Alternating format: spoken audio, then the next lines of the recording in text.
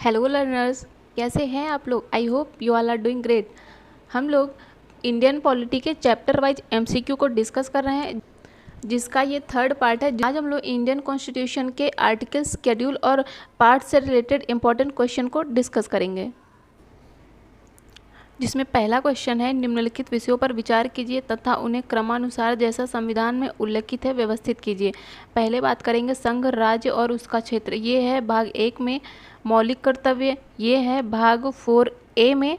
और नागरिकता की बात करें तो ये है भाग 2 में। और राज्य के नीति निर्देशक तत्व की बात करें तो ये है भाग 4 में। तो पहले आता है 1342। तो इसमें जाएगा 1342, मतलब option B is the right option. Next है सूची 1 को सूची 2 से सम्मिलित करना है। तीसरी अनुसूची की बात करें तो तीसरी अनुसूची में है शपथ। और चौथी अनुसूची की बात करें तो चौथी अनुसूची में दिया गया है राज्य विधान परिषदों में स्थानों का आवंटन। और सातवीं अनुसूची की बात करें तो सातवीं अनुसूची में है संसद और राज्य विधान मंडलों द्वारा बनाई गई विधियों की विशेष सूची। तथा आठवीं अनुसूची में है भाषाएं। तो इसका हो जाएगा 2143 मतलब option C is the right option. Next question है कि भारतीय संविधान का कौन सा अनुच्छेद देवनागरी लिपि में हिंदी को संघ की राज्य भाषा के रूप में मान्यता देता है। तो ये हो जाएगा आर्टिकल 343। आर्टिकल 343 के तहत जो हिंदी है वो संघ की राजभाषा है। याद रखिएगा, राष्ट्रभाषा नहीं है, राजभाषा है। और संविधान के भाग 17 के आर्टिकल 343 से लेकर 351 तक राजभाषा के संबंध में व्यवस्था की गई है। तो याद रखिएगा, भारत के संविधान में भाग है, कौन सा भाग है, 17 के अंदर है आर्टिकल 343 से लेकर 351 तक। नेक्स्ट क्वेश्चन है कि भारतीय संविधान का आर्टिकल 371 कुछ भारतीय राज्यों के लिए विशेष प्रावधान करता है। नीचे दिए हुए राज्यों में से इस आर्टिकल के अंतर्गत कौन नहीं आता है। तो इसमें केरल नहीं आता है, जिसमें महाराष्ट्र और गुजरात आदि राज्य शामिल है, लेकिन केरल शामिल नहीं है। तो इसका हो जाएगा ऑप्शन सी। नेक्स्ट क्वेश्चन है कि भारत के संविधान के निम्नलिखित में से किस अनुसूची में दल बदल विरोधी अधिनियम का प्रावधान किया गया है। तो ये हो जाएगा 10वीं अनुसूची। तो इंडियन कॉन्स्टिट्यूशन के 10th शेड्यूल में दल बदल विरोधी अधिनियम का प्रावधान है और इसे 1985 में 52nd अमेंडमेंट के द्वारा जोड़ा गया था। नेक्स्ट क्वेश्चन है, निम्न में से कौन सा अनुच्छेद या प्रावधान करता है कि सुप्रीम कोर्ट द्वारा घोषित कानून के राज्य क्षेत्र के भीतर सभी जो न्यायालय हैं उनके लिए बाध्यकारी होगा। तो ये हो जाएगा आर्टिकल 141। तो यदि हम बात करें आर्टिकल 141 की, तो इसके अनुसार सुप्रीम कोर्ट मतलब कि उच्चतम न्यायालय के द्वारा घोषित जो कानून है ये भारत के राज्य क्षेत्र के भीतर जो सभी न्यायालय हैं उनके लिए क्या बाध्यकारी होगा। 1993 में निम्न में से कौन सी भाषा 8वीं अनुसूची में शामिल नहीं की गई थी। तो 8वीं अनुसूची में शामिल की गई थी 1993 के द्वारा मैथिली, संथाली, बोडो और डोगरी चारों ही शामिल की गई थी। तो 92वें संविधान संशोधन अधिनियम 2003 के द्वारा जो भारतीय संविधान है इसकी 8वीं अनुसूची में कौन कौन सी मैथिली, डोगरी, बोडो और संथाली भाषाओं को जोड़ा गया था। और 8वीं अनुसूची में प्रेजेंट टाइम में भाषाएं कुल कितनी है। तो इसमें है टोटल 22 भाषाएं। ये अच्छे से याद रखिएगा, क्योंकि ये क्वेश्चन अपवाद में था। तो इसमें ये ARO के प्री के 2021 में पूछा भी गया है। तो इसमें मैथिली, बोडो, डोगरी और संथाली ये चारों ही भाषाएं जोड़ी गई थी, लेकिन आयोग के द्वारा इसमें ऑप्शन बी मतलब संथाली को माना गया है। तो इसको अच्छे से याद करके रखिएगा। तो 8वीं अनुसूची में संविधान संशोधन कौन से 92वां संविधान संशोधन अधिनियम के द्वारा कौन सी भाषा नहीं जोड़ी गई थी। तो इसमें कोंकणी नहीं जोड़ी गई थी। अभी हम लोगों ने पढ़ा बोडो, डोगरी और संथाली जोड़ी गई थी। भारत के संविधान के भाग 9A में निम्नलिखित क्षेत्र के स्थानीय स्वशासन की इकाई को संवैधानिक आधार प्रदान किया गया था। कौन कौन से ग्रामीण क्षेत्र या फिर शहरी क्षेत्र। तो इसमें हो जाएगा ऑप्शन बी शहरी क्षेत्र को। तो इसमें हो जाएगा ऑप्शन बी ओनली 2। तो भारतीय संविधान के भाग 9A में शहरी क्षेत्र मतलब कि नगर निगम की स्थानीय स्वशासन इकाइयों को 1992 के 74th संविधान संशोधन के द्वारा संवैधानिक दर्जा दिया गया था और इसे ही नगर पालिकाएं भी कहा जाता है। और अगर हम ग्राम पंचायत की बात करें तो वो 73rd अमेंडमेंट के तहत तो संवैधानिक दर्जा दिया गया था। संविधान के निम्नलिखित अनुच्छेद के अंतर्गत संसद के दोनों सदनों के संयुक्त अधिवेशन का प्रावधान किया गया है। तो ये हो जाएगा ऑप्शन बी आर्टिकल 108। तो 108 के तहत संविधान के दोनों सदनों के संयुक्त अधिवेशन का प्रावधान है, जिसकी अध्यक्षता कौन करता है? लोकसभा स्पीकर। लेकिन उसे बुलाता कौन है? तो ये बुलाया जाता है राष्ट्रपति के द्वारा। नेक्स्ट क्वेश्चन है कि भारत के संविधान के आर्टिकल 300 के अनुसार भारत की सरकार का कानूनी नाम क्या है? तो इसमें हो जाएगा option be the union of India. तो भारत के संविधान के आर्टिकल 300 के अनुसार भारत की सरकार का कानूनी नाम क्या है? यह है the union of India. Bharat सरकार ये भारत संघ के नाम से वाद ला सकती है या फिर उस वाद पर लाया जा सकेगा। तो याद रखिएगा, अगर ये भी क्वेश्चन आए कि द यूनियन ऑफ इंडिया का उल्लेख भारतीय संविधान के कौन से अनुच्छेद में है, तो ये हो जाएगा आर्टिकल 300। निम्नलिखित में से कौन सा अनुच्छेद भारत के राष्ट्रपति द्वारा वित्त आयोग की नियुक्ति से संबंधित है? तो वित्त आयोग ये है आर्टिकल 280। भारतीय संविधान का अनुच्छेद 280 ये भारत के राष्ट्रपति द्वारा वित्त आयोग की नियुक्ति से संबंधित है। यह एक संवैधानिक निकाय है। इसका गठन राष्ट्रपति के द्वारा हर 5वें वर्ष या फिर उसके आवश्यकता अनुसार उसके पहले भी किया जा सकता है। भारतीय संविधान की 6ठी अनुसूची के प्रावधान किस राज्य पर लागू होते हैं पूछा है, तो इसमें हो जाएगा त्रिपुरा। 6ठी अनुसूची में कौन कौन से राज्यों के लिए विशेष प्रावधान दिया गया है? तो इसमें हो जाएगा त्रिपुरा, असम, मेघालय व मिजोरम में जो जनजाति आबादी है इनके अधिकारों की रक्षा के लिए स्वायत्त स्थानीय प्रशासन का अधिकार दिया गया है। किस अनुसूची के तहत है? तो ये है 6ठी अनुसूची के तहत। कौन कौन से है? त्रिपुरा, असम, मेघालय व मिजोरम। याद रख सकते हैं ATM स्क्वायर, मतलब कि असम, त्रिपुरा, मेघालय व मिजोरम। और यह प्रावधान दिया गया है आर्टिकल 244 क्लॉज 2 और आर्टिकल 275 क्लॉज 1 के तहत दिया गया है। भारतीय संविधान की 6ठी अनुसूची के प्रावधान निम्नलिखित में से किस राज्य में लागू होते हैं? तो इसमें हो जाएगा, अभी हम लोगों ने पढ़ा, त्रिपुरा, असम, मिजोरम, मेघालय। तो इसमें हो जाएगा ऑप्शन ए। नेक्स्ट है, निम्नलिखित में से कौन सा सही सुमेलित नहीं है? तो सर्वोच्च न्यायालय में तदर्थ न्यायाधीशों की नियुक्ति की जाती है अंडर आर्टिकल 127 और लोकसभा का स्पीकर ये है 93 में, तथा संसद के सदनों का कार्यकाल ये दिया गया है आर्टिकल 83 में। राष्ट्रपति के द्वारा जो संसद के दोनों सदन हैं उनका विशेष संबोधन ये हो जाएगा आर्टिकल 86। तो इसमें हो जाएगा ऑप्शन डी, यही सुमेलित नहीं है। और आर्टिकल 88 की बात करें तो आर्टिकल 88 में सदन के मंत्री तथा महान्यायवादी के अधिकारों की बात करता है आर्टिकल 88। नेक्स्ट पॉइंट है कि संविधान का निम्न अनुच्छेदों में से कौन एक अनुच्छेद उपबंधित करता है कि मत बराबर होने की दशा में अध्यक्ष के पास एक निर्णायक मत होगा और वह उसका प्रयोग करेगा? तो ये हो जाएगा आर्टिकल 100।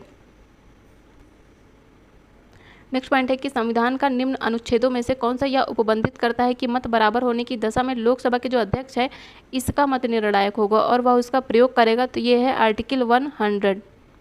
नेक्स्ट है, निम्नलिखित में से कौन सा सही सुमेलित नहीं है? तो समानता का अधिकार ये बात की गई है आर्टिकल 14 to 18 के बीच में, करेक्ट है।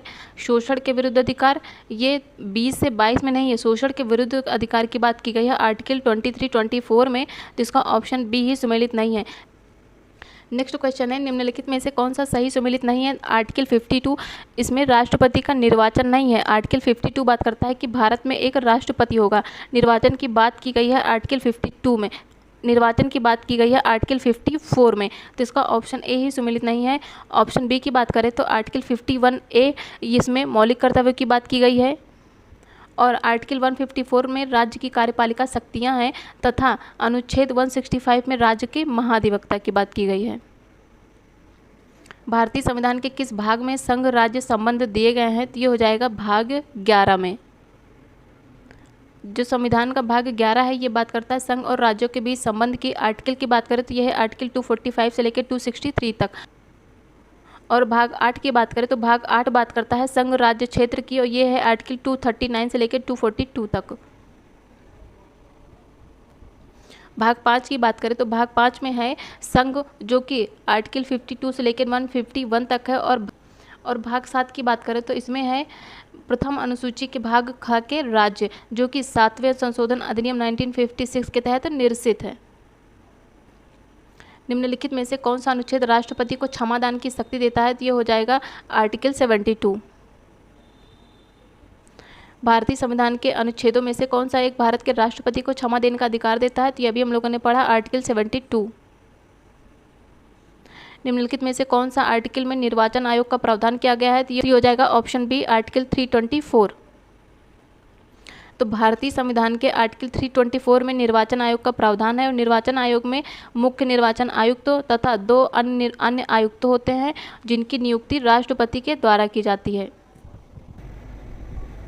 नेक्स्ट पॉइंट है कि भारतीय संविधान के किस अनुच्छेद में राज्य निर्वाचन आयोग के गठन का प्रावधान है? ये है 243 के में। संघ के निर्वाचन आयोग की बात करें तो ये है आर्टिकल 324 में।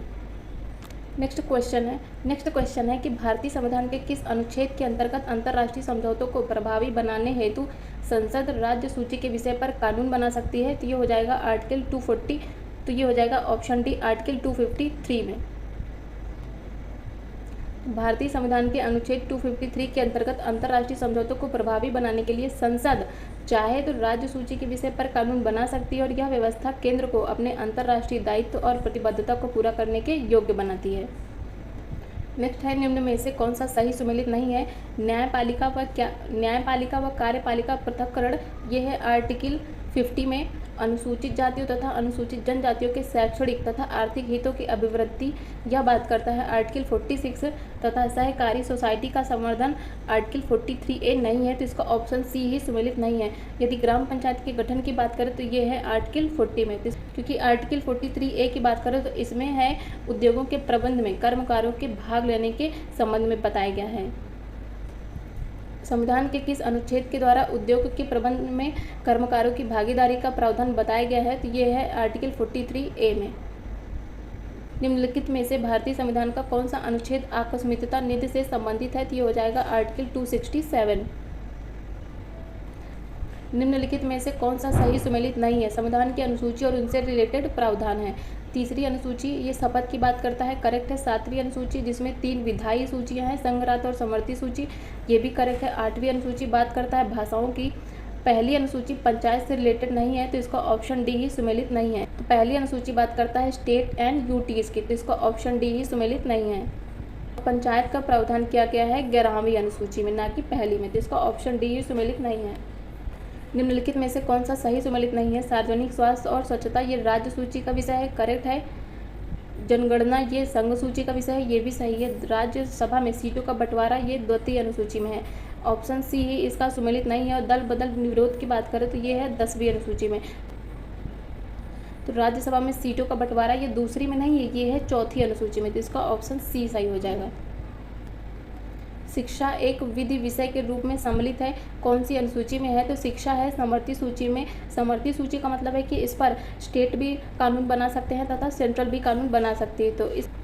तो शिक्षा क्या है? शिक्षा एक समवर्ती सूची का विषय है और 42nd अमेंडमेंट के द्वारा 1976 में समवर्ती सूची को शामिल किया गया था। इससे पहले यह राज्य सूची का विषय थी। नेक्स्ट है कि भारत की संघ सूची में कितने सब्जेक्ट शामिल हैं? तो इसमें हो जाएगा 97। तो भारतीय संविधान के अनुसूची 7 में केंद्र राज्य संबंधों में कौन कौन सी सूचियाँ शामिल हैं? तो इसमें 3 सूची है, संघ सूची, राज्य सूची और समवर्ती सूची। यदि संघ सूची की बात करें तो इसमें 97 विषय हैं, जो कि पहले 100 विषय थे और इसमें जो कानून बनाने का अधिकार है वो केवल और केवल संघ को है। और राज्य सूची की बात करो तो इसमें 66 सब्जेक्ट हैं, जो कि पहले 61 थे। और समवर्ती सूची की बात करो तो इसमें टोटल 47 है, जो कि पहले 52 थे। भारत के संविधान की निम्नलिखित अनुसूची में 3 विधि सूचियों का प्रावधान है, तो कौन सी अनुसूची में है? तो यह है भारत की 7वीं अनुसूची में। भारतीय संविधान का कौन सा अनुच्छेद संसद को नागरिकता के अधिकार को नियमित यानी कि रेगुलेट करने की शक्ति प्रदान करता है? तो ये है, तो इसमें हो जाएगा ऑप्शन डी आर्टिकल 11। तो भारतीय संविधान को आर्टिकल 11 को संसद को नागरिकता के अधिकार को विनियमित मतलब कि रेगुलेट करने की शक्ति प्रदान करता है और इसके लिए संसद ने नागरिकता अधिनियम का पारित किया था। यह किया था 1955 में। नागरिकता की बात की जाए तो ये है भाग 2 में, ये भी याद रखिएगा, भाग 2 में आर्टिकल 5 to 11 के बीच में बात करता है नागरिकता। नेक्स्ट है कि भारतीय संविधान की प्रस्तावना में जो प्रयुक्त समाजवाद शब्द है, इसको कौन से आर्टिकल के साथ मिलाकर यदि हम पढ़ें तो सर्वोच्च न्यायालय को समान कार्य के लिए समान वेतन का मौलिक अधिकार परिभाषित करने की शक्ति मिलती है। तो ये हो जाएगा आर्टिकल 14 तथा आर्टिकल 16 को साथ में यदि हम मिलाकर पढ़ें तो। और यदि हम बात करें समान कार्य के लिए समान वेतन की, तो ये है आर्टिकल 39D में, जो कि नीति निदेशक तत्व में उल्लेखित है। और सुप्रीम कोर्ट ने रणधीर सिंह बनाम भारत संघ 1982 का मामला आया था, उसमें ये निर्धारित किया था कि संविधान की जो प्रस्तावना इसमें प्रयुक्त तो समाजवाद शब्द है, इसको आर्टिकल 39D के परिप्रेक्ष्य में यदि हम बात करें तो आर्टिकल 14 और आर्टिकल 16 को यदि हम साथ में पढ़े तो समान कार्य के लिए समान वेतन का सिद्धांत प्राप्त होता है। तो लेकिन ये भी याद रखिएगा कि समान कार्य के लिए समान वेतन की बात की गई है नीति निर्देशक तत्वों में, जो कि आर्टिकल 39D के तहत है। निम्नलिखित में से कौन सा युग्म सही सुमेलित नहीं है? पहला है मानव के दुर्व्यापार और बालात श्रम पर रोक, तो ये है आर्टिकल 24 ना होकर तो ये है आर्टिकल 23 में, तो इसका ऑप्शन ए ही सुमेलित नहीं है। यदि हम बाकियों की बात करें तो गैर कानूनी निरोध से संरक्षण बात करता है आर्टिकल 22, प्राथमिक शिक्षा के अधिकार की बात करता है आर्टिकल 21A, और लोक नियोजन में समानता की बात करता है आर्टिकल 16, और ये सभी हैं फंडामेंटल राइट्स। नेक्स्ट क्वेश्चन है कि भारतीय संविधान का छुआछूत उन्मूलन से संबंधित आर्टिकल कौन सा है? तो ये है आर्टिकल 17। आर्टिकल 17 जो कि भारत के कॉन्स्टिट्यूशन का मौलिक अधिकार है, और इसके अंतर्गत अस्पृश्यता के अंत की बात की गई है, मतलब कि छुआछूत के उन्मूलन की बात की गई है आर्टिकल 17 में। तो भारतीय संविधान के आर्टिकल 17 के अंतर्गत छुआछूत के उन्मूलन की बात की गई है, और इसे भारतीय नागरिकों के मौलिक अधिकार के रूप में मान्यता दी गई है। संसद में 1955 में अस्पृश्यता अपराध अधिनियम 1955 पारित किया गया था। ये एक्ट भी इंपॉर्टेंट है, याद रखिएगा। यदि नेक्स्ट बात करें तो निम्नलिखित में से कौन संविधान के आर्टिकल 21 के दायरे में नहीं आता है? तो इसमें एक चिकित्सक के द्वारा घायल को चिकित्सीय सहायता मिलनी चाहिए, बिल्कुल करेक्ट है, मिलनी चाहिए। कार्यस्थल पर महिलाओं को लैंगिक उत्पीड़न, ये भी करेक्ट है। और पानी की गुणवत्ता को दूषित करना, ये भी करेक्ट है। लेकिन मृत्युदंड ये 21 के दायरे के अंतर्गत नहीं आता, तो इसका हो जाएगा ऑप्शन डी। नेक्स्ट क्वेश्चन है कि भारतीय संविधान के आर्टिकल 25 का संबंध किससे है? तो ये बात करता है धर्म की स्वतंत्रता की, और ये फंडामेंटल राइट है। तो आर्टिकल 25 बात करता है अंतःकरण की, धर्म के अबाध रूप से मानने की। आप चाहे तो चाहे कोई भी धर्म को माने, ये स्वतंत्रता देता है भारत के संविधान का आर्टिकल 25। नेक्स्ट है कि किसी अपराध के अभिव्यक्ति को स्वयं अपने विरुद्ध गवाह बनाने के लिए बाध्य नहीं किया जा सकता। इसका मतलब यह है कि कोई अपराधी है, उसे खुद को अपने ही लिए गवाह बनाने के लिए बाध्य नहीं किया जा सकता है। ये कौन से आर्टिकल में प्रावधान है? तो ये है आर्टिकल 20। नेक्स्ट पॉइंट है कि किसी व्यक्ति को एक ही अपराध के लिए एक से अधिक बार अभियोजित या फिर दंडित नहीं किया जाएगा। उपरोक्त अपराधों के लिए दोष सिद्ध के संबंध में उपरोक्त संरक्षण कौन से आर्टिकल के अंदर बात की गई है? तो ये है आर्टिकल 20। नेक्स्ट है कि भारतीय संविधान के निम्नलिखित में से किस अनुच्छेद में यह व्यवस्था की गई है कि सभी अल्पसंख्यकों को अपनी रुचि की शिक्षण संस्थानों की स्थापना व प्रशासन का अधिकार होगा? तो ये बात करता है आर्टिकल 30। आर्टिकल 30 की बात करें तो आर्टिकल 30 के खंड 1 के अनुसार बात की गई है कि धर्म या फिर भाषा पर आधारित सभी अल्पसंख्यक वर्गों को अपनी रुचि की शिक्षा संस्थाओं की स्थापना और प्रशासन का अधिकार होगा। नेक्स्ट यदि हम बात करें तो भारतीय संविधान का कौन सा अनुच्छेद बच्चों के शोषण के विरुद्ध मौलिक अधिकार से संबंधित है? तो ये हो जाएगा आर्टिकल 24। तो आर्टिकल 24 और 23 दोनों ही शोषण के विरुद्ध अधिकार से संबंधित है। लेकिन यदि हम बात करें आर्टिकल 23 क्लॉज 1 की, तो इसके अनुसार मानव का दुर्व्यापार और बेगार तथा इसी प्रकार के जो अन्य बालात श्रम होते हैं, इन्हें प्रतिषिद्ध किया गया है। किसके तहत? ये 23 क्लॉज 1 के तहत किया गया है। और इस उपबंध का कोई भी उल्लंघन अपराध होगा, जो कि विधि के अनुसार दंडनीय होगा। और आर्टिकल 24 की बात करें तो इसके तहत बात की गई है कि 14 वर्ष से कम उम्र के आयु के बालक को किसी भी कारखाने या फिर खान में काम करने के लिए नियोजित नहीं किया जाएगा, किसी अन्य परिसंकट में नियोजन में नहीं लगाया जाएगा। नेक्स्ट है कि भारत के संविधान के अंतर्गत कौन सा अनुच्छेद कारखानों में बालकों के नियोजन का प्रतिषेध करता है? तो यह है आर्टिकल 24। नेक्स्ट क्वेश्चन है कि भारतीय संविधान का अनुच्छेद 40 राज्य को सार्थक कदमों हेतु परामर्श देता है। तो आर्टिकल 40 संबंधित है ग्राम पंचायतों के गठन से। नेक्स्ट है कि निम्नलिखित में से कौन सा युग्म सही सुमेलित नहीं है? धन विधेयक आर्टिकल 110 में है, करेक्ट है। राज्यों में राष्ट्रपति शासन लगाया जाएगा आर्टिकल 356 के तहत। और न्यायिक पुनरीक्षण ये आर्टिकल 243 ना होकर ये हो जाएगा आर्टिकल 137। और समान नागरिक संहिता बात करता है आर्टिकल 44। और आर्टिकल 243 ये संबंधित है स्थानीय स्वशासन से। नेक्स्ट है सूची 1 को सूची 2 से सम्मिलित करना है। अभी हम लोगों ने पढ़ा आर्टिकल 40 संबंधित है ग्राम पंचायतों के गठन से, और 41 संबंधित है काम करने के अधिकार से, 44 संबंधित है समान नागरिक संहिता, तथा 48 ये कृषि एवं पशुपालन व्यवस्था से। तो इसका हो जाएगा 1 2 3 4, मतलब option A is the right option. Next है निम्नलिखित में से कौन सा एक सही सुमेलित नहीं है। आर्टिकल 39 क्लॉज ए ये संबंधित है समान न्याय एवं निःशुल्क विधिक सहायता से, करेक्ट है।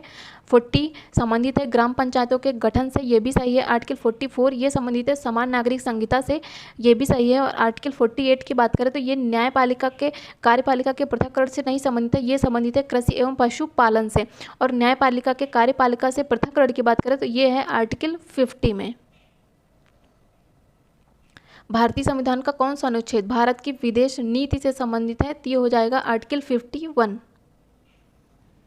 नेक्स्ट है कि भारतीय संविधान के किस आर्टिकल के अंतर्गत भारत के राष्ट्रपति को अध्यादेश जारी करने की शक्ति प्रदान की गई है, तो ये है आर्टिकल 123। साथ ही हम लोग राज्यपाल के अध्यादेश की शक्ति की बात करें तो राज्यपाल के अध्यादेश की शक्ति है 213। तो इसी के साथ आप लोग याद रखिएगा। नेक्स्ट पॉइंट है कि संविधान के कौन से आर्टिकल के अंतर्गत न्यायालयों द्वारा जो संसद की कार्यवाहियां हैं उनकी जांच करने के लिए प्रतिबंधित किया गया है, तो ये है आर्टिकल 122। नेक्स्ट है निम्नलिखित में से कौन सा एक प्रावधान भारतीय संविधान के अंतर्गत संसद के सदस्यों के विशेषाधिकारों तथा उन्मुक्तियों को निर्धारित करता है। ये संसद के सदस्यों के विशेषाधिकार की बात करता है, तो ये हो जाएगा आर्टिकल 105। नेक्स्ट पॉइंट है कि भारत में सुधारात्मक याचिका उच्चतम न्यायालय निम्न में से किस आर्टिकल के अंतर्गत दाखिल की जा सकती है। सुधारात्मक याचिका है किससे संबंधित है, सुप्रीम कोर्ट से, ये है आर्टिकल 142। नेक्स्ट है कि राज्यों में विधान परिषद के सृजन के लिए संविधान के कौन से अनुच्छेद में वर्णित प्रक्रिया को अपनाया गया है, तो ये है आर्टिकल 169 में बात करता है राज्यों में विधान परिषद के गठन से। नेक्स्ट है कि भारतीय संविधान का आर्टिकल 249 किससे संबंधित है। आर्टिकल 249 की बात करें तो ये संबंधित है राज्य सूची के विषयों के संबंध में संसद की जो स्थायी विधायी शक्तियां हैं उससे संबंधित है आर्टिकल 249। इसका अर्थ यह है कि राज्य सूची के विषय पर संसद चाहे तो कानून बना सकती है। आर्टिकल 249 की बात करें तो इसमें राज्यसभा ये उपस्थित और मतदान में भाग लेने वाले जो 2/3 सदस्य हैं उनके बहुमत से राज्य सूची के किसी भी विषय को राष्ट्रीय महत्व घोषित कर सकती है। और राज्यसभा जो ऐसा भी प्रस्ताव होगा उसको प्रस्ताव को पास करके संसद उस पर कानून का निर्माण भी कर सकती है। और ऐसा प्रस्ताव शुरू में 1 वर्ष के लिए लागू होगा। ये भी याद रखिएगा कि शुरू में तो ये 1 वर्ष के लिए लागू होगा, लेकिन यदि राज्यसभा चाहे तो इसे धीरे धीरे 1 वर्ष के लिए बढ़ाया जा सकता है। नेक्स्ट है कि राज्यसभा द्वारा संविधान के आर्टिकल 249 के अंतर्गत जो पारित संकल्प है इसके द्वारा संसद को राज्य सूची के विषय पर राष्ट्रीय हित में विधि निर्मित करने का अधिकार दिया गया है। मतलब कि आर्टिकल 249 बात करता है कि जो राज्य सूची के विषय होंगे उन पर राष्ट्रीय हित में संसद चाहे तो कानून बना सकती है, जो कि वो कानून कितने टाइम तक प्रवर्तन में रहेगा, तो ये रहेगा 1 वर्ष से अधिक समय तक नहीं। बाद में चाहे 1 वर्ष तक के लिए लागू होगा, लेकिन यदि राज्यसभा चाहे तो उसे 1 वर्ष के लिए बढ़ा भी सकती है। नेक्स्ट है कि संविधान के किस अनुच्छेद में यह व्यवस्था की गई है कि प्रत्येक राज्य शिक्षा के प्राथमिक स्तर पर मातृभाषा में शिक्षा की पर्याप्त सुविधाओं की व्यवस्था करने का प्रयास करेगा। कौन करेगा ये भी याद रखिएगा, राज्य करेगा, ये राज्य की जिम्मेदारी होगी। तो ये हो जाएगा आर्टिकल 350 क्लॉज ए। नेक्स्ट है सूची 1 को सूची 2 से सम्मिलित करना है। तो भारत का नियंत्रक एवं महालेखा परीक्षक ये है आर्टिकल 148 में, और वित्त आयोग ये बात करता है आर्टिकल 280। प्रशासनिक अधिकरण की बात करें तो ये दिया गया है आर्टिकल 323 क्लॉज ए में, और संघ लोक सेवा यानी कि यूपीएससी ये है आर्टिकल 315 में। तो इसका हो जाएगा 3241 3241 3241, मतलब option A is the right option. Next है कि भारतीय संविधान के निम्नलिखित में से किस अनुच्छेद के द्वारा अंतर्राज्यीय व्यापार की स्वतंत्रता नियमित की गई है। बात करता है अंतर्राज्यीय व्यापार की, ना कि अंतर्राष्ट्रीय व्यापार की। तो ये हो जाएगा आर्टिकल 301 से लेके 307। नेक्स्ट है संविधान के किस प्रावधान में यह कहा गया है कि विधि के प्राधिकार के बिना ना तो कोई कर लगाया जा सकता है और ना ही एकत्रित किया जा सकता है। तो ये हो जाएगा आर्टिकल 265। आर्टिकल 265 बात करता है कि विधि के प्राधिकार के बिना करों का अधिरोपण न किया जाए और आर्टिकल 266 ये भारत और राज्यों की संचित निधियां हैं और लोक लेखा है। और आर्टिकल 300 बात करता है वाद और कार्यवाहियों की, तथा आर्टिकल 368 ये संविधान के संशोधन से संबंधित है। और भारत के कॉन्स्टिट्यूशन में संविधान संशोधन की प्रक्रिया कहाँ से ली गई है? ये ली गई है साउथ अफ्रीका से। नेक्स्ट है कि भारतीय संविधान में अनुच्छेदों के प्रावधानों के अंतर्गत संशोधन किया जा सकता है। तो संविधान संशोधन किस आर्टिकल से संबंधित है? अभी हम लोगों ने पढ़ा आर्टिकल 368। नेक्स्ट है सूची 1 को सूची 2 से सम्मिलित करना है। संविधान संशोधन 368 से संबंधित है। वित्त आयोग आर्टिकल 280 वित्तीय आपातकाल संबंधित है आर्टिकल 360। और अखिल भारतीय सेवाएं ये है आर्टिकल 312 में। इसका हो जाएगा 4312, मतलब option B is the right option. Next है सूची 1 को सूची 2 से सुमेलित करना है। तो यहाँ पे 315 अभी हम लोगों ने पढ़ा, ये संबंधित है किससे? लोक सेवा आयोग से। और 360 ये संबंधित है वित्तीय आपात से, तथा 351 ये संबंधित है हिंदी भाषा के विकास से। और 341 संबंधित है अनुसूचित जातियों से। तो इसका हो जाएगा 1432 मतलब option B is the right option. Next question है, ये भी सूची 1 को सूची 2 से सुमेलित करना है। सुमेलित करने वाले क्वेश्चन यूपीपीएससी में कई बार आते हैं, 3 से 4 क्वेश्चन रहते हैं, और इसमें एक भी आ रहा हो तो हम लोग एलिमिनेट करके कर सकते हैं। तो इसमें पहला है विधि के सम्मुख समानता, ये है आर्टिकल 14 में। और कार्य करने का अधिकार ये है आर्टिकल 41 में। कार्य करने के लिए सही और मानवीय स्थितियाँ ये है आर्टिकल 42। और बच्चों के लिए मुफ्त और अनिवार्य शिक्षा बात करता है आर्टिकल 45। तो इसका हो जाएगा 3412 मतलब option B is the right option.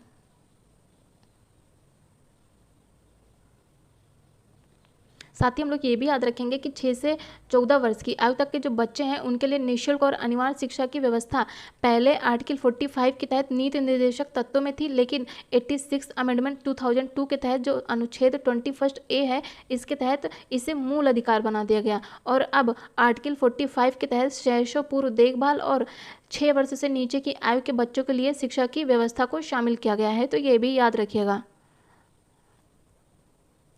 Next है सूची 1 को सूची 2 से सम्मिलित करना है। तो आर्टिकल 14 ये है क्या?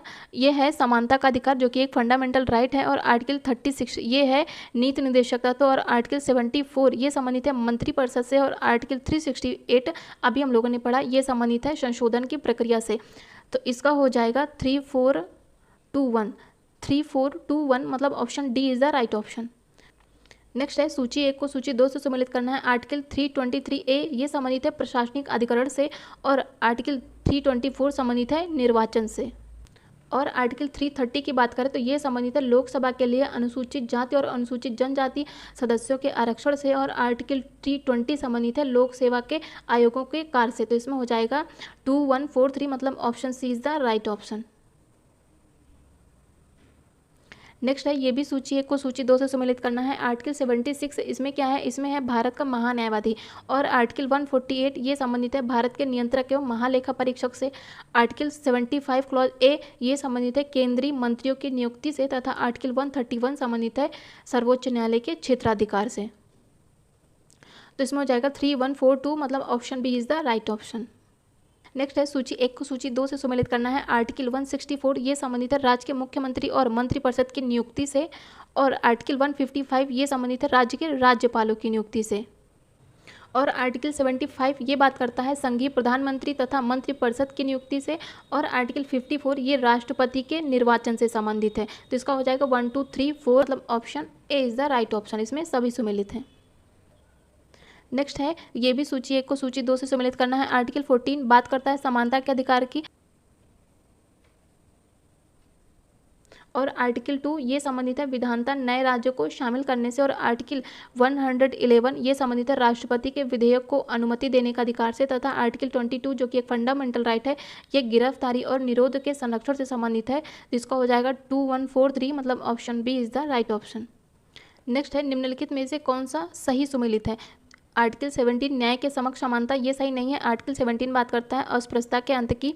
और आर्टिकल 78 ये संसद के गठन से नहीं है, संसद का गठन है 79 में। और आर्टिकल 192 ये संसद राज्य के वेतन भत्ते से नहीं संबंधित, ये है राज्य विधानमंडल के सदस्यों की निर्भरताओं से। और आर्टिकल 352 ये आपात स्थिति की घोषणा है। तो इसका हो जाएगा ऑप्शन डी, यही सम्मिलित है आर्टिकल 352 जिसमें आपात स्थिति की घोषणा की बात करता है। नेक्स्ट है सूची 1 को सूची 2 से सम्मिलित करना है। तो निर्वाचन की बात की गई है आर्टिकल 324 से लेकर 329 तक। और अस्थायी संक्रमणकालीन और विशेष उपबंधों की ये बात करता है 369 से लेकर 392 तक। और भारत राज्य के भीतर व्यापार, वाणिज्य और समागम ये बात करता है आर्टिकल 301 से लेकर 307 तक का। तथा संघ और राज्यों के बीच विधायी संबंध ये है 245 से लेकर 255 तक। तो इसमें हो जाएगा ऑप्शन ए 3241। नेक्स्ट है निम्नलिखित में से कौन से अनुच्छेद भारतीय संविधान में पहले अंतः स्थापित किए गए थे और बाद में निरसित किए गए। मतलब पहले अंतः स्थापित नहीं किया गया लेकिन बाद में इन्हें निरसित कर दिया गया। तो इसमें हो जाएगा आर्टिकल 32A और आर्टिकल 131 क्लॉज ए तथा आर्टिकल 257 क्लॉज ए। तो इसका हो जाएगा ऑप्शन डी 134। नेक्स्ट क्वेश्चन है निम्नलिखित में से कौन सा एक भारत के संविधान की चौथी अनुसूची को सही वर्णित करता है।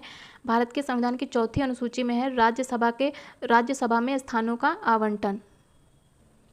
यदि हम भारतीय संविधान की अनुसूचियों की बात करें तो पहली अनुसूची बात करता है राज्य व इसके संघ क्षेत्र की, और दूसरी अनुसूची बात करता है जो भारतीय संघ के पदाधिकारी हैं उनको जो मिलने वाले वेतन, भत्ते और पेंशन है इनका उल्लेख है अनुसूची 2 में। अनुसूची 3 बात करता है शपथ और प्रतिज्ञान से तथा चौथी अनुसूची शामिल है राज्यसभा में स्थानों के आवंटन से। 5वीं अनुसूची की बात करें तो यह अनुसूचित क्षेत्रों और अनुसूचित जनजातियों के प्रशासन व नियंत्रण के बारे में उपबंध करता है। और 6वीं अनुसूची की बात करें तो इसमें असम, मेघालय, त्रिपुरा, मिजोरम आदि के राज्यों के जो जनजातीय क्षेत्र हैं उनके प्रशासन के बारे में उपबंध है। और 7वीं अनुसूची बात करें तो इसमें शक्तियों का बंटवारा है जिनमें संघ, राज्य और समवर्ती सूची शामिल है। 8वीं अनुसूची बात करता है भाषाओं की, और 9वीं अनुसूची ये जो कुछ अधिनियम है और विनियम है उनके विधि मान्यकरण की बात करता है। 10वीं अनुसूची की बात करें तो ये बात करता है दल बदल के आधार पर योग्यता अयोग्यता का उपबंध की। और 11वीं अनुसूची बात करता है पंचायत की। साथ ही 12वीं अनुसूची बात करता है नगर पालिका के पंचायत की। नेक्स्ट है सूची 1 को सूची 2 से सम्मिलित करना है। तो 7वीं अनुसूची अभी हम लोगों ने पढ़ा, ये विधायी शक्तियों के वितरण से संबंधित है। 8वीं अनुसूची भाषाओं से संबंधित है। 9वीं अनुसूची ये कुछ अधिमान्य व विधि 9वीं अनुसूची ये जो कुछ अधिनियम है उनके विधिमान्यकरण से संबंधित है। और 10वीं अनुसूची संबंधित है दल विदल, और 10वीं अनुसूची संबंधित है दल बदल के आधार पर निर्भरता से। तो इसका हो जाएगा 3142, मतलब option C is the right option. Next है कि 6ठी अनुसूची के जो उपबंध है किस राज्य में लागू नहीं होंगे। अभी हम लोगों ने पढ़ा ATM स्क्वायर, मतलब कि उसमें क्या क्या आता है असम, त्रिपुरा, मिजोरम और मेघालय। तो इसमें गोवा शामिल नहीं है, ऑप्शन डी। नेक्स्ट है सूची 1 को सूची 2 से सम्मिलित करना है। 6ठी अनुसूची बात करता है जनजातीय क्षेत्र के प्रशासन की। पहली अनुसूची राज्य एवं संघ राज्य क्षेत्र है। और 9वीं अनुसूची ये बात करता है कतिपय अधिनियमों के संरक्षण की। और 10वीं अनुसूची बात करता है दल बदल, और 10वीं अनुसूची बात करता है दल बदल निरोधक कानून से। तो इसमें हो जाएगा ऑप्शन बी 4123। नेक्स्ट है सूची दिया है और उससे संबंधित विषय। 4थी अनुसूची ये राज्यसभा में स्थानों के आवंटन से संबंधित है। 6वीं अनुसूची जनजातीय क्षेत्र से संबंधित है। 8वीं भाषा से संबंधित, और 9वीं अनुसूची भूमि सुधार से संबंधित है। तो इसमें हो जाएगा 3421, मतलब option C is the right option. Next है कि भारतीय संविधान की निम्नलिखित में से कौन सी अनुसूची राज्यसभा में स्थानों के आवंटन से संबंधित है। तो इसमें हो जाएगा ऑप्शन बी 4थी अनुसूची। नेक्स्ट है निम्नलिखित कथनों पर विचार कीजिए। संविधान की जो 7वीं अनुसूची है इसमें केंद्र तथा राज्यों के बीच विधि बनाने की शक्ति वितरित है, करेक्ट है।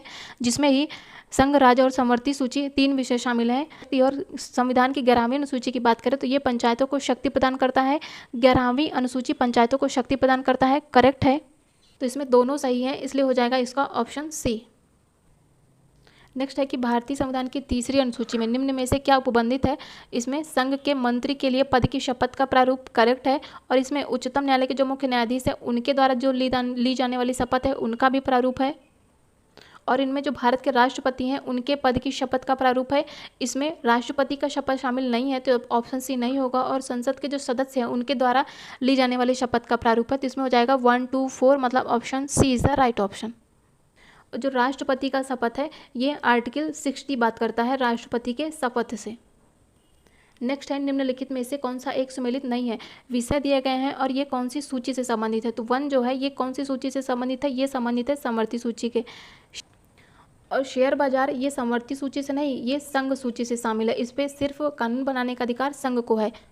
और डाकघर, बचत बैंक ये भी संघ सूची से संबंधित है, और जन स्वास्थ्य ये भी राज्य सूची से संबंधित है।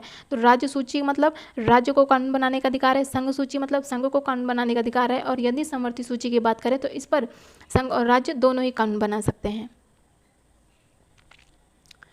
नेक्स्ट है कि भारतीय संविधान की निम्न में से दी गई अनुसूचियों में से कौन सी सूची राज्यों के नाम की सूची तथा राज्य क्षेत्रों का ब्यौरा देता है। तो ये संबंधित है पहली अनुसूची, जो कि संबंधित है संघ और राज्यों के नाम से। नेक्स्ट है, यदि भारत संघ में एक नए राज्य का गठन होता है तो निम्न में से कौन से शेड्यूल में संशोधन होगा। तो ये होगा, तो इसमें हो जाएगा पहले शेड्यूल में इसमें संशोधन किया जाएगा, ऑप्शन सी। नेक्स्ट है, भारत संघ के एक नए राज्य का यदि सृजन करना हो तो उसे संविधान की कौन सी अनुसूचियों में से एक में संशोधन करना पड़ेगा। तो ये करना पड़ेगा पहली अनुसूची में संशोधन। नेक्स्ट है, भारतीय संविधान की नवी अनुसूची किससे संबंधित है। ये संबंधित है भूमि सुधार से, और इसे पहले संवैधानिक संशोधन 1951 के तहत जोड़ा गया था। नेक्स्ट है, कौन सा विषय समवर्ती सूची का है। तो जो आपराधिक मामले हैं ये समवर्ती सूची का विषय है। यदि हम भारतीय संविधान की 7वीं अनुसूची की बात करें तो इसमें 3 सूचियां हैं। कौन कौन सी, संघ सूची, राज्य सूची और समवर्ती सूची। और आपराधिक मामलों की बात करें तो ये समवर्ती सूची में शामिल है, लेकिन यदि पुलिस, ये राज्य सूची के विषय, और वैदेशिक मामले, रेडियो और दूरदर्शन, ये सभी संघ सूची के मामले हैं। नेक्स्ट है, आर्थिक नियोजन, ये भी एक समवर्ती सूची का विषय है। नेक्स्ट है, सूची 1 को सूची 2 से सम्मिलित करना है। केंद्र सूची में शामिल है जनगणना, केंद्र सूची मतलब कि संघ सूची में शामिल है जनगणना, और राज्य में शामिल है पुलिस और सार्वजनिक व्यवस्था। समवर्ती सूची में आता है जनसंख्या नियंत्रण और परिवार नियोजन, तथा अवशिष्ट विषय है अंतरिक्ष अनुसंधान। तो इसका हो जाएगा 3142, मतलब option A is the right option. Next है, निम्नलिखित में से कौन सा विषय भारतीय संविधान की संघ सूची में शामिल नहीं है। तो इसमें कृषि जो है ये संघ सूची का विषय नहीं है, ये एक राज्य सूची का विषय है। निम्न में से कौन सा राज्य सूची में शामिल नहीं है। शिक्षा, जो कि राज्य सूची का नहीं बल्कि समवर्ती सूची का विषय है, और इसे 42nd अमेंडमेंट 1976 के तहत समवर्ती सूची में जोड़ा गया था। तो ये भी याद रखिएगा। नेक्स्ट है, भारतीय संविधान के राज्य सूची में कौन कौन से विषय शामिल है। राज्य सूची की बात करता है तो इसमें आता है पुलिस, विधि व्यवस्था और कारागार, ये तीनों ही राज्य सूची में है। तो इसका हो जाएगा 1, 2, 3, मतलब option B is the right option. और दंड प्रक्रिया संहिता ये एक समवर्ती सूची का विषय है। नेक्स्ट है, सूची 1 को सूची 2 से सम्मिलित करना है। संघ सूची के अंतर्गत आता है सामान्य हित के विषय, और राज्य सूची की बात करें तो इसमें स्थानीय हित के विषय आएंगे, लेकिन समवर्ती सूची की बात करें तो इसके अंतर्गत आएगा कानून की समरूपता अपेक्षित किंतु आवश्यक नहीं है। तो इसका हो जाएगा 3, 2, 1, मतलब option C is the right option. Next है, विवाह, विवाह विच्छेद, गोद लेना, ये संविधान की 7वीं अनुसूची में किसके अंतर्गत शामिल है। तो ये लिस्ट 3 के समवर्ती सूची में शामिल है, विवाह, विवाह विच्छेद और गोद लेना। नेक्स्ट है, सरकार के द्वारा शुल्क एवं कर लगाने का अधिकार संविधान की किस अनुसूची में है। तो जो शुल्क और कर लगाना ये शामिल है 7वीं अनुसूची में। नेक्स्ट है, कोहेलो केस भारत के संविधान की कौन सी अनुसूची से संबंधित था। तो ये संबंधित था 9वीं अनुसूची से। नेक्स्ट है, भारतीय संविधान की अनुसूची 12 में नगर पालिकाओं के लिए कितने पद हैं। तो ये है 18 विषय हैं नगर पालिका में। जो नगर पालिका है ये भारतीय संविधान की अनुसूची 12 में है, और इसे 74th अमेंडमेंट 1992 के तहत संविधान में जोड़ा गया था। और इसमें सब्जेक्ट कितने हैं, इसमें है 18 सब्जेक्ट। नेक्स्ट है, सूची 1 को सूची 2 से सम्मिलित करना है। तो भाग 1 ये संबंधित है संघ और उसके राज्य क्षेत्र से, भाग 2 संबंधित है नागरिकता से, भाग 3 संबंधित है मौलिक अधिकार से, और भाग 4 संबंधित है नीति के निर्देशक तत्वों से। तो इसका हो जाएगा 4, 1, 2, 3, 4, 1, 2, 3, मतलब option D is the right option. Next है, भारतीय संविधान का भाग 16 जिसमें अनुच्छेद 30 से लेकर 42 तक ये किससे संबंधित है। तो ये लोकसभा में अनुसूचित जातियों, जनजातियों के आरक्षण तथा एंग्लो इंडियन समुदाय के प्रतिनिधित्व से संबंधित है। नेक्स्ट है, निम्नलिखित में से कौन सा एक सही सुमेलित है। संविधान का दूसरा भाग, ये दूसरा भाग मौलिक अधिकार से नहीं नागरिकता से संबंधित है, तीसरा मौलिक अधिकार से संबंधित है, और भाग 4A ये मौलिक कर्तव्य से संबंधित है। तो इसका हो जाएगा option C is the right option. और संविधान का और राज्य का नीति निर्देशक तत्व तो ये भाग 4 में है, ना कि भाग 5 में। संविधान का भाग 5 है ये संघ से संबंधित है, और राज्य के नीति निर्देशक सिद्धांत ये भाग 4 में है। नेक्स्ट है सूची 1 को सूची 2 से सम्मिलित करना है। तो संविधान का भाग 15 ये संबंधित है निर्वाचन से। संविधान का जो भाग 15 है ये संबंधित है निर्वाचन से, तथा संविधान का भाग 16 ये संबंधित है कुछ वर्गों के संबंध में विशेष उपबंध से, और संविधान का भाग 17 संबंधित है राजभाषा से, और संविधान का भाग 18 संबंधित है आपात उपबंध से। तो इसका हो जाएगा 4, 3, 2, 1, मतलब option B is the right option. तो भारतीय संविधान का भाग 16 किससे संबंधित है? अभी हम लोगों ने पढ़ा कुछ वर्गों के लिए विशेष उपबंधों से। नेक्स्ट है भारतीय संविधान का कौन सा भाग केंद्र और राज्यों के मध्य वित्तीय संबंधों के विवरण प्रस्तुत करता है? तो ये है भाग 12। भारतीय संविधान के भाग 12 में आर्टिकल 264 से लेकर 300 तक शामिल है। इसमें केंद्र राज्य वित्त संबंध के बारे में प्रावधान किया गया है। और भाग 10 इसमें अनुसूचित जाति व जनजाति के प्रशासन से संबंधित है। और भाग 11 ये केंद्र राज्य विधायी संबंध से संबंधित है। और भाग 13 ये भारत के व्यापार वाणिज्य और समागम के संबंध से संबंधित है। नेक्स्ट है भारत के संविधान के किस भाग में संघ राज्य संबंधों का उल्लेख किया गया है? ये है भाग 11। नेक्स्ट है निम्नलिखित में से कौन सा एक सम्मिलित नहीं है? तो पंचायतें भाग 9 में है, नगर पालिका भाग 9A में है, सहकारी समितियां 9B में है, और अधिकरण ये भाग 10 में ना होकर अधिकरण है भाग 14 में। नेक्स्ट है संविधान के किस भाग में पंचायती राज व्यवस्था संबंधी प्रावधान किए गए हैं? तो ये हो जाएगा भाग 9। नेक्स्ट है संविधान का भाग 5 किससे संबंधित नहीं है? तो ये राज्य की कार्यपालिका से संबंधित नहीं है। नेक्स्ट है सूची 1 को सूची 2 से सम्मिलित करना है। तो नागरिकता ये है आर्टिकल 5 में, और विधि के समक्ष क्षमता ये है आर्टिकल 14 में, और संघ का नाम और अधीनस्थ क्षेत्र ये है आर्टिकल 1 में, और अल्पसंख्यक वर्गों के हितों का संरक्षण ये है आर्टिकल 29 में। तो इसका हो जाएगा 2143 मतलब option C is the right option. Next है निम्नलिखित में से कौन सा सम्मिलित नहीं है? तो मानव के दुर्व्यापार तथा बालात श्रम ये संबंधित है आर्टिकल 23। अल्पसंख्यक वर्गों के हितों का संरक्षण आर्टिकल 29 बात करता है, और संवैधानिक उपचारों का अधिकार ये है आर्टिकल 32 में। शिक्षा संस्थाओं की स्थापना तथा प्रशासन करने का अल्पसंख्यक वर्गों का अधिकार ये आर्टिकल 31 ना होकर ये है आर्टिकल 30। तो इसका ऑप्शन डी सम्मिलित नहीं है। नेक्स्ट है भारतीय संविधान के किस अनुच्छेद में विधि की सम्यक प्रक्रिया के सिद्धांत को शामिल किया गया है? तो ये हो जाएगा ऑप्शन सी आर्टिकल 21। आर्टिकल 21 की बात की जाए तो आर्टिकल 21 की बात की जाए तो इसके अकॉर्डिंग किसी व्यक्ति को उसके प्राण दैहिक स्वतंत्रता से विधि के द्वारा स्थापित प्रक्रिया के अनुसार ही वंचित किया जा सकता है और किसी प्रकार नहीं। नेक्स्ट है भारतीय संविधान के आर्टिकल 25 में प्रयुक्त तो हिंदू शब्द निम्नलिखित में से किस एक को सम्मिलित नहीं करता है? तो हिंदू शब्द में बौद्ध धर्मावलंबी शामिल है, जैन भी शामिल है, सिख भी शामिल है, लेकिन इसमें पारसी धर्म को मानने वाले शामिल नहीं है। तो इसका हो जाएगा ऑप्शन डी। नेक्स्ट है सूची 1 को सूची 2 से सम्मिलित करना है। धर्म, मूल, वंश, जाति, लिंग या जन्म स्थान के आधार पर विभेद का प्रतिषेध ये है आर्टिकल 15, और कारखानों में ये है आर्टिकल 15, और कारखानों में बालकों के नियोजन का प्रतिषेध तो ये है आर्टिकल 24, और कुछ दशाओं में गिरफ्तारी और निरोध मतलब डिटेंशन से संरक्षण दिया गया है आर्टिकल 22 के तहत, और आर्टिकल 17 बात करता है अस्पृश्यता के अंत की। तो इसमें हो जाएगा 2, 3, 1, 4 मतलब option B is the right option. Next है भारतीय संविधान का कौन सा अनुच्छेद लोकसभा और विधानसभा के प्रतिनिधियों को निर्वाचित करने अर्थात वयस्क मताधिकार का अधिकार प्रदान करता है? तो बेसिकली बात की गई है वयस्क मताधिकार की, जो कि लोकसभा और विधानसभा के प्रतिनिधियों को निर्वाचित करने की। तो ये है आर्टिकल 326 के तहत, और 324 ये बात करता है निर्वाचन आयोग की। साथ ही ये भी याद रखिएगा कि 61st अमेंडमेंट 1988 के तहत संविधान के आर्टिकल 326 का संशोधन किया गया, और जो मताधिकार की आयु 21 थी उसे घटाकर 18 किया गया। नेक्स्ट है भारतीय संविधान के आर्टिकल 370 के प्रावधान क्या स्थायी हैं या फिर अस्थायी हैं? तो ये जो है अस्थायी हैं, जिन्हें 2019 में अमेंड करके समाप्त कर दिया गया है। तो भारतीय संविधान के आर्टिकल 370 जो कि जम्मू कश्मीर राज्य के संबंध में अस्थायी उपबंध था, इसे ही अगस्त 2019 में राष्ट्रपति की अनुमति से आर्टिकल 370 के तहत जो विशेष राज्य का दर्जा था उसे समाप्त किया गया है। नेक्स्ट है, निम्नलिखित में से कौन सा सुमेलित नहीं है? तो संसद का गठन आर्टिकल 79 करेक्ट है। धन विधेयक ये 226 में नहीं है, ये है 110, तो इसका ऑप्शन बी ही सुमेलित नहीं है। यदि हम राज्यों के राज्यपाल की बात करें तो ये बात करता है आर्टिकल 153 और सर्वोच्च न्यायालय ये है आर्टिकल 124, तो इसमें ऑप्शन बी सुमेलित नहीं है क्योंकि धन विधेयक 110 में है। और जो आर्टिकल 226 है ये हाई कोर्ट के रिट जारी करने की शक्ति है और सुप्रीम कोर्ट के रिट जारी करने की शक्ति है तो वो है आर्टिकल 32 के तहत। नेक्स्ट है, निम्नलिखित में से कौन सा एक सुमेलित नहीं है?